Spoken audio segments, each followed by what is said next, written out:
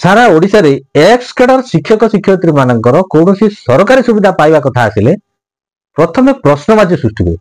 X cadre शिक्षक शिक्षयित्री माने ये सब सुविधा पाइबे कि नहीं। बीओ स्तर ठारू आरंभ करके डीओ स्तर पर्यंत सबु जगार प्रश्नवाची ही सृष्टि होउछि। से एनपीएस डिडक्शन कथा कहतु, रिटायरमेंट ग्रेच्युटी कथा कहतु कि डेथ ग्रेच्युटी कथा कहतु कि ईएल कथा कहतु, जेकोसी कथा आसिले सबु बेले प्रश्नवाची जे एक्स कैडर शिक्षक शिक्षयित्री माने सुविधा पाइबे कि नहीं। ग्रेच्युटी बाबद रे जने रिटायर्ड कले से ग्रेच्युटी पाइबे कि नहीं, एटा विराट बड़ समस्या सब बेले छडा है। जने डेथ करि गले से डेथ ग्रेच्युटी पाइबे कि नहीं, तार पिलापिली बा परिवार रिहाबिलिटेशन चाकरी पाइबे कि नहीं, ये समस्या आज पर्यंत लगी रही। एबे एक्स कैडर शिक्षक शिक्षयित्री माने केतेक जगह रे रिटायर्ड मध्ये कलानी।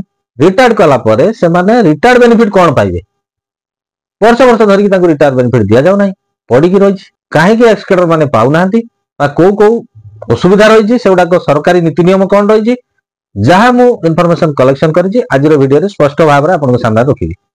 आशा करूछि ये वीडियो एक्स कैडर शिक्षक शिक्षयित्री मानक पई बहुत इन्फॉर्मेटिव हबो, बहुत इंपोर्टेंट वीडियो हबो। School and mass education department तरफ लेटर नंबर 20979 डेट होची 7/10/2022 रे एक चिट्ठी इश्यू हेतला। से चिट्ठी रे रिटायरमेंट बेनिफिट एवं डेथ बेनिफिट केउ शिक्षक शिक्षयित्री माने ए सब सुविधा पाइबे से संपर्क रे पूरा क्लियर क्लारिफाई करा जायछि।